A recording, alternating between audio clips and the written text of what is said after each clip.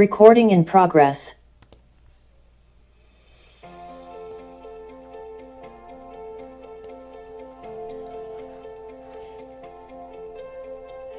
Hello everyone, my name is Stephanie and welcome back to BNS Meets World, the podcast where we bridge the gap between human biology and social work to understand the complexities of our world. This week, we're diving into something you interact with every single day, your environment. Think about your community. Here in my city, we see it all. The convenience of countless fast food restaurants and huge stores like Costco and Walmart, the busy gas stations, the sprawling malls. It's a landscape of speed and access. But what does this landscape, all these restaurants and megastores actually do to the people living here? How does this physical world of concrete and commerce quietly shape our clients' biology, their behavior, and their overall well-being? In this episode, we're going to explore some of those critical questions. How does living surrounded by easy but often unhealthy options influence a client's body and choices? What practical strategies can social workers use to tackle the environmental challenges we see in communities like ours? And finally, we'll tackle the crucial concept of environmental justice and how social work is positioned to fight the systemic disparities in access to healthy, safe, and equitable environments. So settle in, because we're about to explore how the world outside your window literally gets under your skin and what we as social workers can do about it. Let's get started.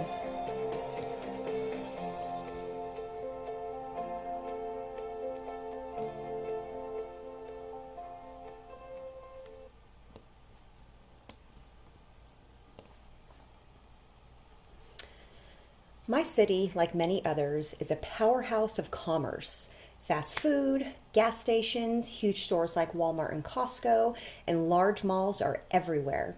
This environment is highly convenient, but it's also a subtle, persistent threat to our well-being. Living in my city, especially on my street consists of nothing but fast food restaurants, gas stations, and I even have an airport on my road. So, of course, this makes it so much easier for me to be like, oh, let me just jump in my car, run up to In-N-Out Burger, and just grab dinner instead of me getting in my car and driving up to the grocery store where I can buy healthier food or make something homemade. The biological impact that this has on us is a convenience trap. Think about the food environment, the abundance of readily available, heavily processed and inexpensive fast food, which creates what we call a toxic environment or an obese environment. And according to the CDC, this is an environment structured to encourage weight gain. Biologically, constant easy access to high-fat, high-sugar foods overstimulates our reward centers and increases the risk of chronic disease like obesity, type 2 diabetes, and hypertension. The environment literally makes it hard for our bodies to stay healthy. Next, consider physical activity. In a city built for cars, where the parking lots are massive and walking paths are limited or unsafe, people naturally become inactive. We are constantly driving to the store, to work, to gym, or to the mall. The lack of green spaces or the perception of safety in those spaces further limits opportunities for natural exercise. This reinforces the biological risks tied to diet. I myself live in a decent neighborhood, so if I did want to walk to the store, I could be okay. It is a little bit further than what I would like, but if I wanted to, I definitely could walk. But there are also a lot of places in my city that just even walking to your mailbox puts you in harm's way, sadly. Behavioral impact causes stress and isolation. The environment profoundly affects behavior and mental health. High traffic congestion and constant noise pollution from sirens, construction, and vehicles lead to chronic stress.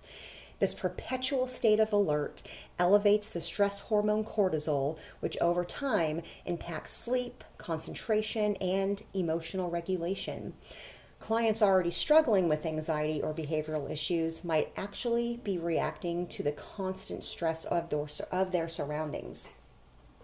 So if you live in an area that is right off of the highway, right off of a freeway, and there's a wall that blocks you at night when you're trying to sleep, all you hear is the constant cars driving by, people honking their horn. I know in my area, I hear gunshots all the time. I hear fireworks. I hear cars backfiring. And sometimes I cannot distinguish which is what. Strategies for social workers from individual to environment. When the problem is the whole city, how can a social worker truly help? Well, our job shifts from merely helping a client cope to changing the environment that's causing the challenge. We can do this by environmental assessment and planning. Social workers must incorporate an environmental assessment into their practice. We don't just ask about diet, we ask about the food environment. We ask questions such as, how far is the nearest grocery store with fresh produce, or how safe is it to walk in your neighborhood? The resulting strategy can involve connecting the client to an urban community garden program or advocating for a new bus route to a farmer's market. And this is really important because if you live in a more rural area where there's nothing around you other than maybe a fast food place that could still be miles up the road, transportation can be implemented to get you to and from the store. Also, if you live in a bad area, that can also help with bus routes or getting you close to community gardens. We as social workers should also advocate for infrastructure. Obviously, we can't build the parks ourselves, but we can organize the voice that demands it. Social workers can partner with places such as local nonprofits and community boards to advocate for complete streets, which are initiatives that prioritize sidewalks, crosswalks, and bike lanes. We can also help with health and wellness prescriptions, and this involves empowering clients to use the resources that they already do have. This can involve prescribing activities in local green spaces, even if they're small, or connecting parents to programs that utilize school playgrounds after hours. We help clients re-engage with their local ecosystem in a positive way. Environmental justice and addressing disparities. Here is where biology meets justice. The environmental changes I've described, air, pollution, fast food density, lack of parks, are not distributed evenly. This is the core of environmental justice. We can define environmental justice as the fair treatment and meaningful involvement of all people, regardless of race, color, national origin, or income, with respect to the development, implementation, and reinforcement of environmental laws, regulations, and policies. Now, the disparities. In my city, research tells us that low-income communities and communities of color are often located nearer to freeways and industrial areas, leading to worse air quality and higher rates of childhood asthma. They are also more likely to be in food deserts, which are areas where the nearest food source is a fast food restaurant, not a quality grocery store. I personally do not live in an industrial area. I do live on a street that is, yes, nothing but fast food places and gas stations, but I have lived in a state where I had friends who grew up in very low income areas that was right next to a paper mill, and they got all of the air pollution, the foul smells, toxic water. So that's a huge, huge disparity. And sadly, a lot of the people living in those areas were people of color. Yes, there were white people in those areas as well, don't get me wrong, but majority of the people living in those areas were people of color. Now, social workers' role in justice. Social workers are key agents in fighting this environmental inequality. We educate clients and the public on how environmental racism and classism impact health incomes. We help clients understand that their health issues are often systemic, not just personal. And this is really sad because a lot of people who grew up in these sorts of environments are used to it. So if you're born into this situation, you think that it's normal, and it's not normal at all. Policy interventions, we can advocate at the city level for equitable resource distribution. This means demanding that funding for new parks, tree planting, and fresh produce incentives is prioritized for the neighborhoods that have historically been neglected, thereby directly tackling the roots of health disparities. And then we have ways to advocate for clients and improve well-being. Advocating for clients goes beyond the case file. It means advocating for their entire habitat.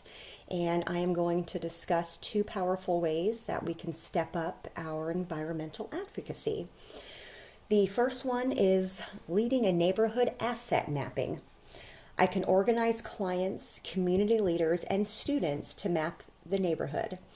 We wouldn't just look for problems, we'd identify assets, the local faith center with the food pantry, the safe benches for older adults to rest, and well-lit walking paths.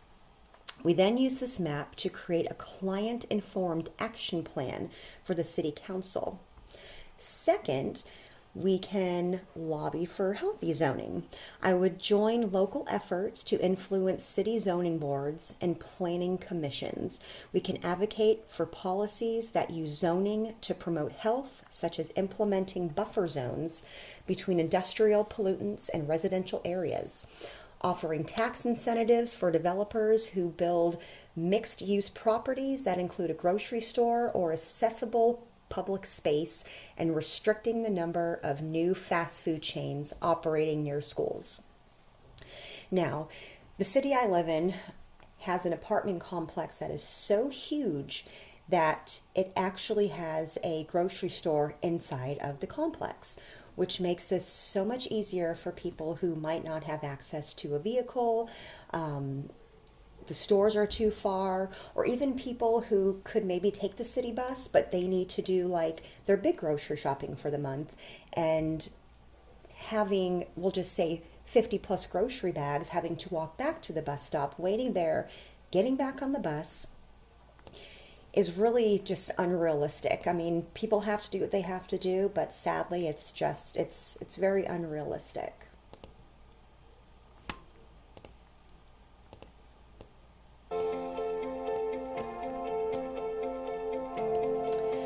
All right, everybody, this is our last episode. Thank you once again for joining me on BNS Meets World, where we explored how the physical world of our big city, the fast food, the traffic, the concrete, is more than just scenery, but a powerful determinant of our clients' biology and behavior.